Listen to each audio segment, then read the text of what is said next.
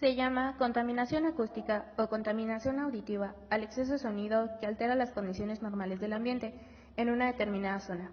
Si bien el ruido no se acumula, traslada o mantiene en el tiempo como las otras contaminaciones, también puede causar grandes daños en la calidad de vida de las personas, si no se controla bien o adecuadamente.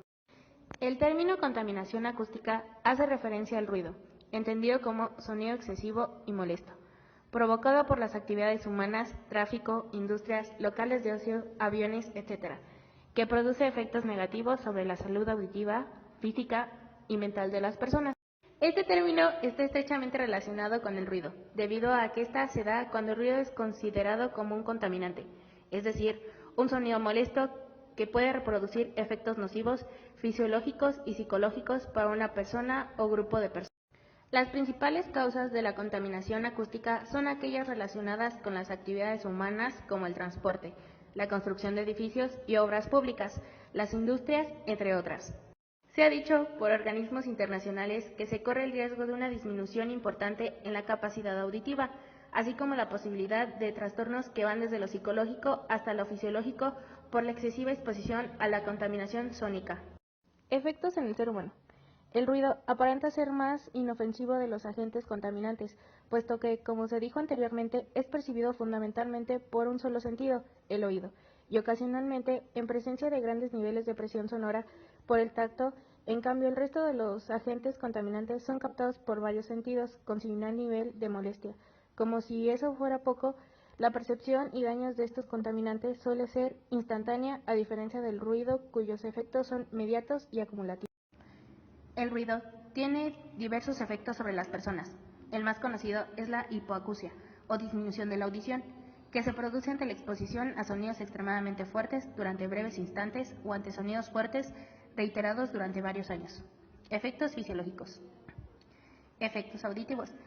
La exposición a niveles de ruido intenso durante un periodo de tiempo significativo da lugar a pérdidas de audición, que así en un principio son recuperables. Cuando el ruido cesa, con el tiempo pueden llegar a hacerse irreversibles, convirtiéndose en sordera. Algunos problemas auditivos son desplazamiento temporal de umbral de audición, desplazamiento permanente de umbral de audición. Efectos no auditivos. Además de las infecciones producidas por el ruido al oído, este actúa negativamente sobre otras partes del organismo, donde se ha comprobado que bastan 50 a 60 dBA para que existan enfermedades asociadas al estímulo sonoro. En presencia del ruido, el organismo adopta una postura defensiva y hace uso de los mecanismos de protección. Se han podido observar efectos vegetativos como la modificación del ritmo cardíaco y vasoconstricciones del sistema periférico.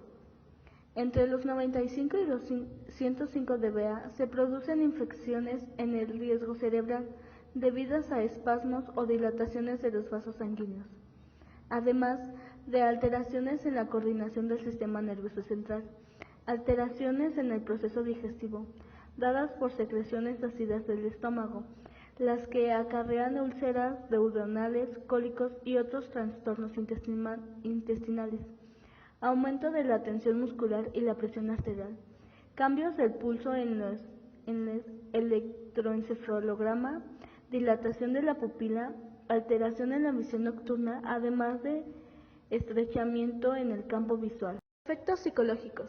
La salud no debe entenderse solo como una ausencia de enfermedad, sino que salud debe ser sinónimo de bienestar físico y psíquico. La psicoacústica es un área que se dedica a investigar sobre las alteraciones psíquicas que provoca el ruido en tareas de vital importancia para el desenvolvimiento humano. Entre estas citamos el sueño, la memoria, la atención y el proceso de pensamiento de la formación, y esto causa efectos sobre el sueño, efectos sobre la conducta, efectos sobre la memoria, sobre la atención y estrés. Fuentes de contaminación acústica.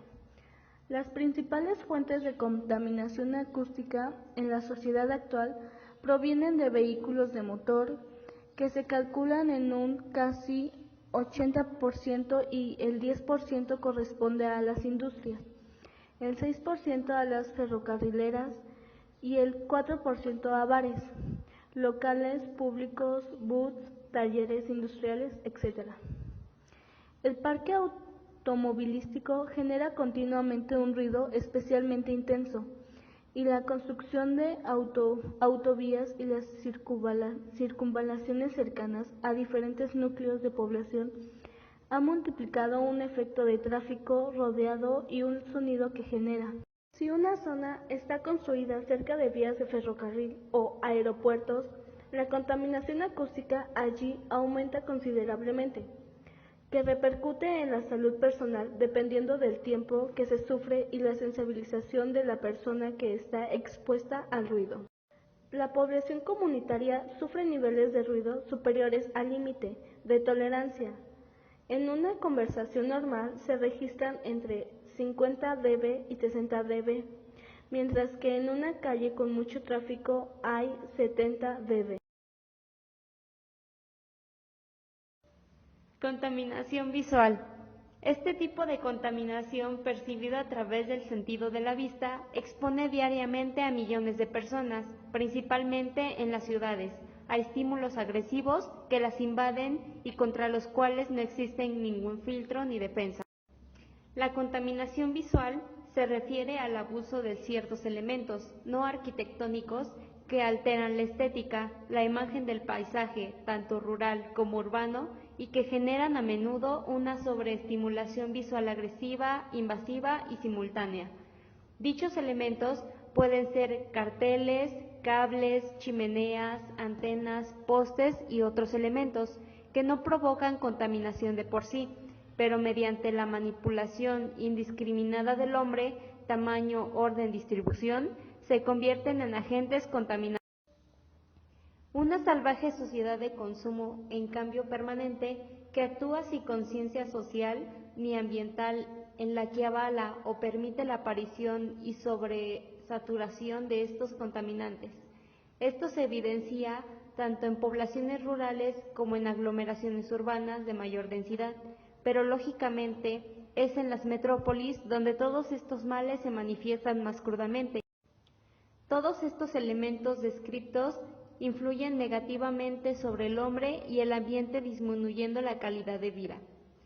La cartelería publicitaria es el agente más notorio por su impacto inmediato, creando una sobreestimulación en el ser humano mediante la información discriminada y los múltiples mensajes que invaden la mirada.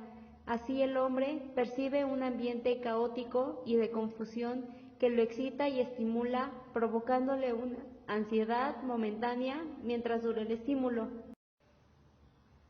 La simultaneidad de estos estímulos a la que se ven sometidos, por ejemplo, los automovilistas, pueden llegar a transformarse en disparadores de accidente de tránsito, dado que pueden llegar a generar distracción e incluso a imposibilitar la percepción de las señales indicadoras de tránsito. Esta situación inevitablemente actúa también en detrimento de los mismos medios de comunicación, mimetizando los diferentes signos y señales a que se somete a los individuos, camuflándose mutuamente y perdiendo fuerza la clara lectura del mensaje. Por estos agentes también afectan notoriamente al espacio físico. Se ven así fachadas destruidas u ocultas por la superposición de carteles, estructuras metálicas y chimeneas. La arquitectura parece desvalorizada y miniaturizada, el cielo oculto por cables y antenas, el espacio público desvirtuado e invadido por postes, sostenes de carteles, refugios, el tránsito peatonal entorpecido y la vegetación destruida.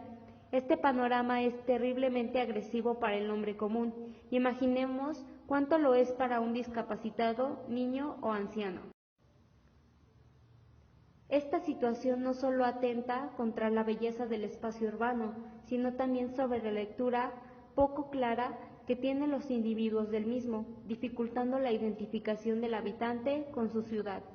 Una ciudad con contaminación visual denota un estado con falta de política para la ciudad, con una regulación deficitaria o inexistente del espacio público y privado. Así las ciudades se convierten en escenarios de millones de decisiones individuales despreocupadas por su entorno, que conviven formando un caos difícil de asimilar por el ojo humano. La contaminación visual debe ser considerada definitivamente como un tema ambiental y se debe legislar en concordancia. Se debe tomar consecuencia de que no se trata solamente de intervenir sobre medidas y proporciones de carteles. El Estado debe tener una política ambiental global con reglas claras y precisas cuya finalidad sea una mejor calidad de vida para todos, así como la degradación es voluntaria y producida por el hombre, también debe ser controlada y modificada por él.